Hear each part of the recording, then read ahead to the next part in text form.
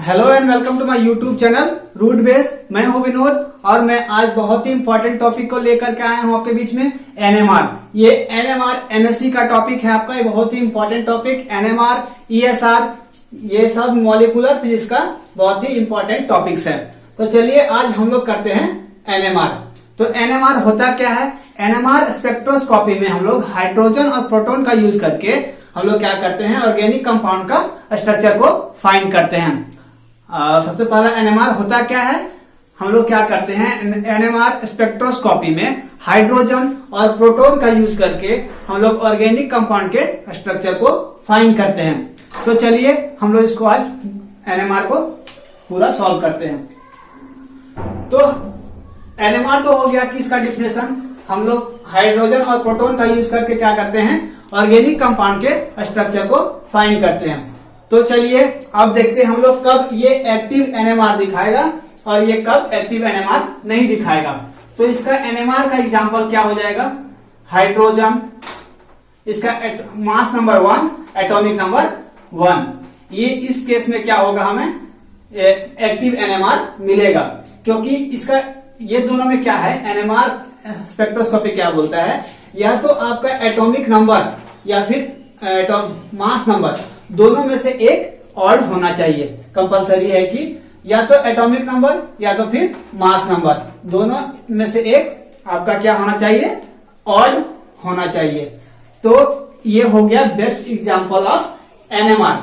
अब हम लोग क्या करेंगे, यहां पर दूसरा एग्जांपल देखते हैं। तो C613, तो ये भी क्या होगा, ये भी एक्टिव एनएमआर होगा, क्योंकि इसका जो मास नंबर है, मास नंबर ऑड है। यहां पर ध्यान दीजिए कि ये क्या है, मास नंबर इसका क्या है, ऑड है, और ये आपका जो एटॉमिक नंबर है वो इवन है।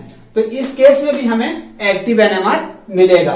तो अब हम देखते हैं इनएक्टिव हमें कब मिलेगा। ये तो हो गया एक्टिव एनएमआर। ये दो बेस्ट एग्जांपल्स है एक्टिव एनएमआर के लिए। तो अब बताइए कि इस दोनों में से ज्यादा एक्टिव एनएमआर कौन होगा।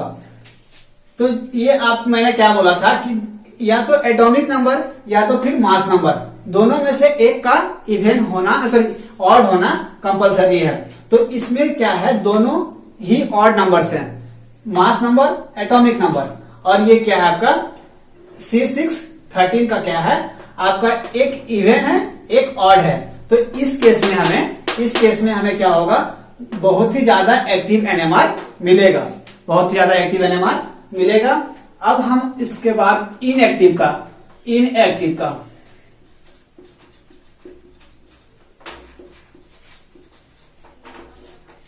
एनएमआर का एग्जांपल क्या हो जाएगा, C612।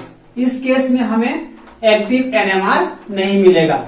इस केस में हमें एक्टिव एनएमआर क्यों नहीं मिलेगा, क्योंकि इसका दोनों ही एटॉमिक नंबर और मास नंबर दोनों ही क्या है, ऑड इवन है। तो इसी कारण से हमें इस केस में एक्टिव एनएमआर नहीं मिलेगा। तो सिंपल सा डिफिनेशन क्या हुआ एनएमआर का, कि हम लोग क्या करते हैं, एनएमआर स्पेक्ट्रोस्कोपी में हाइड्रोजन और प्रोटॉन का यूज करके ऑर्गेनिक कंपाउंड के स्ट्रक्चर को फाइंड करते हैं। एक्टिव एनएमआर होने के लिए हमें हमेशा क्या चाहिए, एक ऑड होना कंपलसरी है, या तो मास नंबर या तो फिर एटॉमिक नंबर।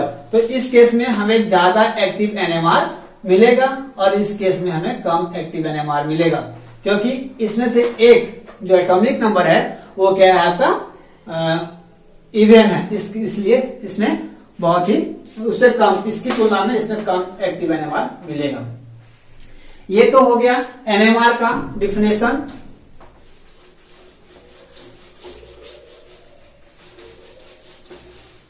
अब ध्यान दीजिए,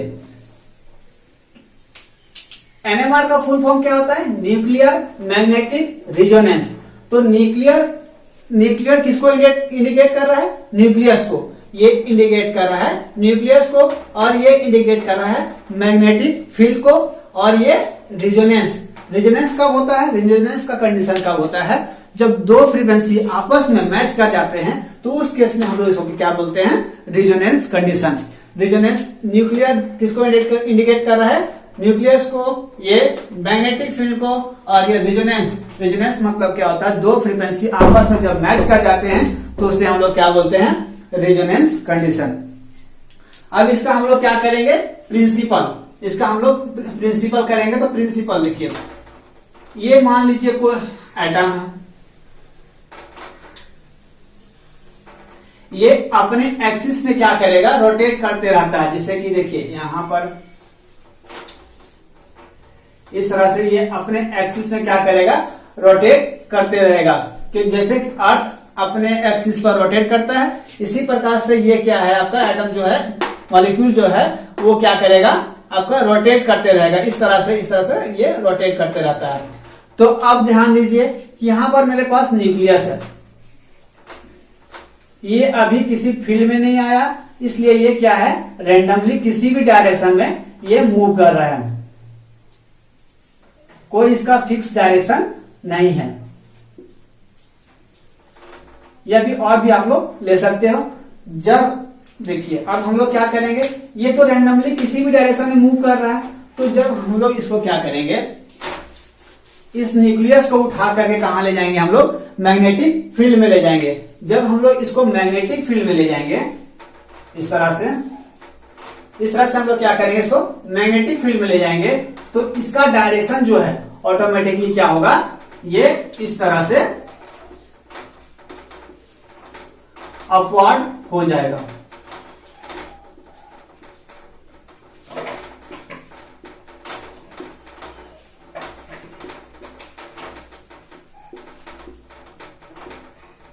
अब यहां पर देखिए कुछ जो है इस मैग्नेटिक फील्ड को फॉलो नहीं करेगा, कुछ इलेक्ट्रॉन कुछ न्यूक्लियस जो है इस को ये क्या करेगा? मैग्नेटिक फील्ड को फॉलो नहीं करेगा।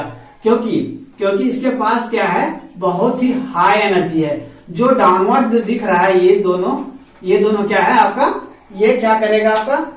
ये इस मैग्नेटिक फील्ड को फॉलो नहीं करेगा, क्योंकि इसके पास बहुत ही हाई एनर्जी है, बहुत ही हाई एनर्जी है। जब इस न्यूक्लियस को जब ये रैंडम डायरेक्शन में, जब किसी फील्ड में नहीं आया हुआ था, तो ये रैंडमली किसी भी डायरेक्शन में मूव कर रहा था।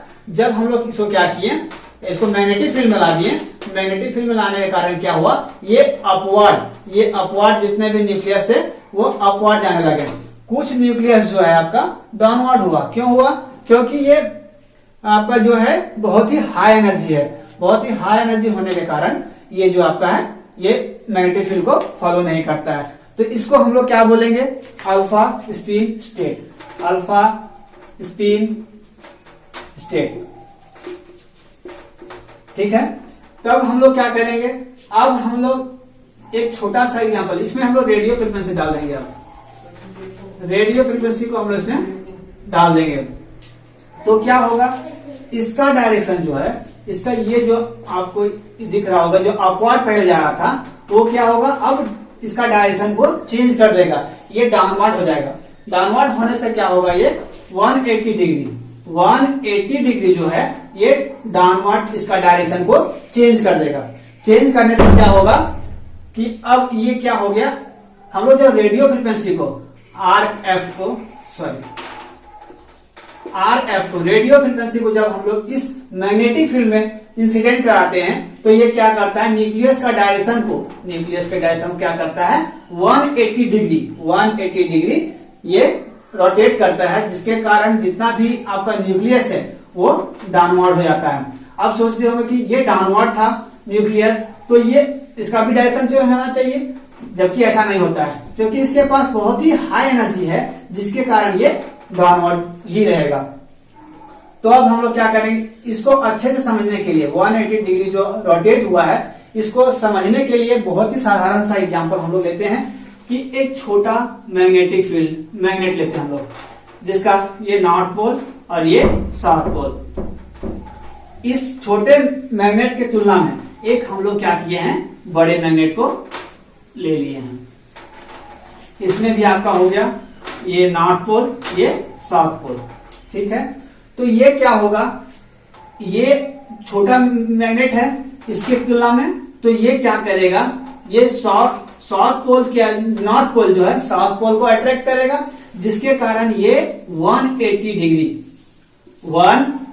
डिग्री रोटेट करेगा और ये साउथ पोल इस नॉर्थ पोल में जाके मिलेगा। तो वहां भी सेम है, जब हम लोग रेडियो फ्रीक्वेंसी को यहां पर डालें तो 180 डिग्री जो आपका है मूव कर गया।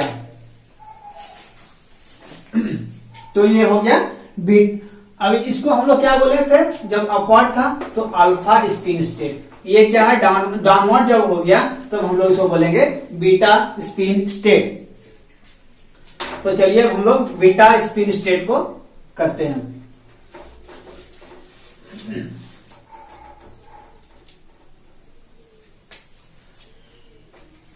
अब बीटा स्पिन स्टेट को हम लोग कैसे करेंगे।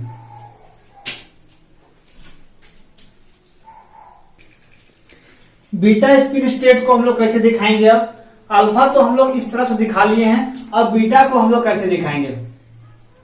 तो बीटा स्पिन स्टेट्स जो है इस तरह से हम लोग इसको फाइंड करेंगे। यहां पर हो जाएगा आपका प्लस हाफ और यहां पर हो जाएगा आपका माइनस हाफ।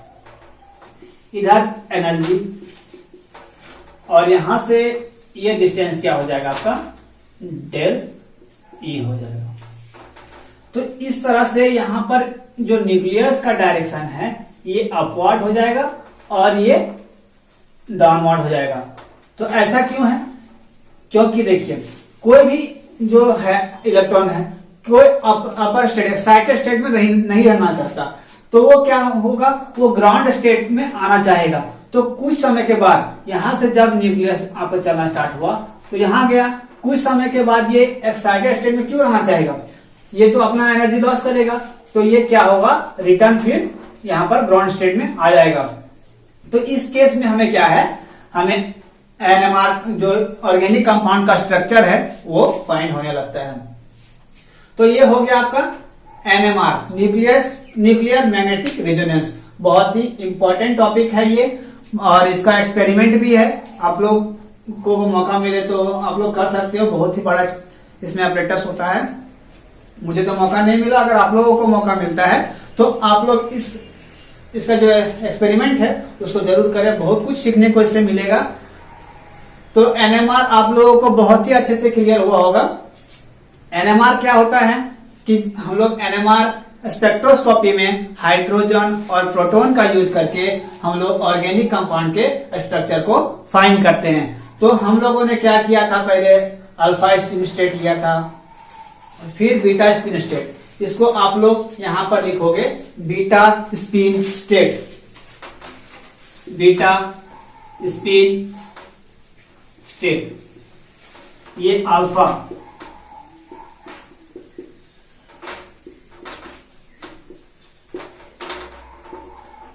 आई होप आप लोगों को ये टॉपिक बहुत ही अच्छे से क्लियर हुआ होगा। तो इसका मैं नोट्स आप लोगों को प्रोवाइड नहीं कर रहा हूं। अगर आप लोगों को ऐसा नोट्स भी चाहिए तो आप लोग मुझे कमेंट कर सकते हो, या तो फिर मेरा कांटेक्ट नंबर इनबॉक्स में आप लोग वहां पर डाला हुआ है। आप लोग चाहोगे तो इसका नोट्स भी आप लोग मुझसे ले सकते हो। अगर नोट्स इंपॉर्टेंट आपके लिए नहीं होना चाहिए, क्योंकि समझना बहुत ही जरूरी है। जब मैं क्लास में था तो मुझे जब एनएमआर पढ़ाया जा रहा था तो उसमें से एक स्टूडेंट ने पूछा कि एनएमआर होता क्या है। तो सर ने क्या किया कि ये सब बताने लगे कि ये मैग्नेटिक फील्ड में आने के बाद ये अपना डायरेक्शन चेंज करता है। तो उस स्टूडेंट को अच्छे से समझ में नहीं आया था। तो मैंने इसलिए इसको क्लियर किया है कि ताकि आपका कॉन्सेप्ट जो है वो क्लियर है। आप लोगों को नोट्स कहीं से भी मिल जाएगा, लेकिन कॉन्सेप्ट अगर क्लियर है तो आपको दिक्कत नहीं होगा। फिजिक्स में कभी भी आप लोग रटने का प्रयास करोगे तो वो आपको इम्पॉसिबल लगेगा। कभी भी आप लोग उसको समझ के पढ़ोगे तो बहुत ही अच्छे से क्लियर होगा। तो इस टॉपिक को आप लोग अच्छे से करोगे। और ये मेरा बहुत समय के बाद वीडियो आया है, क्योंकि इधर लाइट का और फिर लॉकडाउन हो गया था, तो जिसके कारण सब कुछ यहाँ बंद था। तो मैं इसी तरह से वीडियो अपलोड करता रहूंगा। आप लोग भी मुझे सपोर्ट करो और मेरे चैनल को सब्सक्राइब और लाइक कर दो। और जो नए स्टूडेंट है, जो बहुत इस चैनल के बारे में नहीं जानते, उन्हें बताएं और मेरे चैनल को सब्सक्राइब जरूर करें। Thank you. मिलते हैं अगले वीडियो में।